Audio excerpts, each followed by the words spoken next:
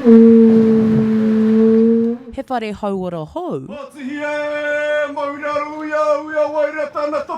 mō te hāpori o Ōtepoti. Oh, just extremely privileged to be able to have our whānau, hapu, ngā whānau, whānui, just come into the space this morning. So it's taken this building, which is just bricks and mortar, and made it into a living organism, and that's what I'm just super stoked about. Kua roa tau te roanga o te timatatanga mai o te whanaketanga. Heoi, no te ata tonu nei, huraina ai te whare hauora hou o Te Kāika.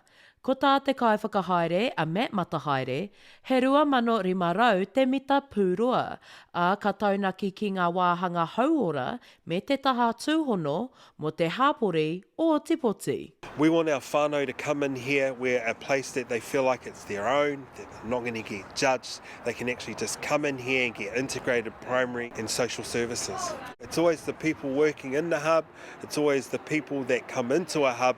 I think that's our best feature, because at the end of the day, we're all whānau. We just want to get all these resources out to all the whānau here, and not only just in South Dunedin, but the wider Otago region. Heoi, e hara tēnā I te taiwhanga anake.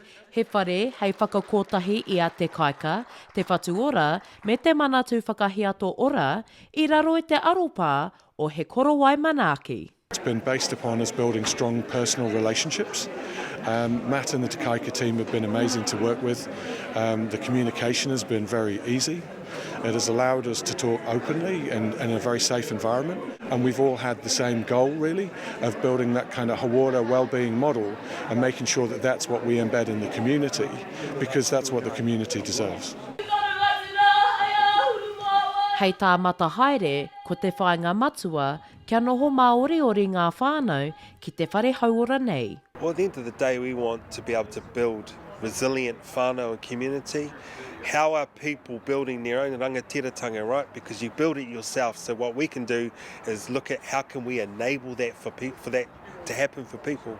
E hua kina ana ngā tatau ki te marea. Shakaila Andrews, Alapaki, Tahu News.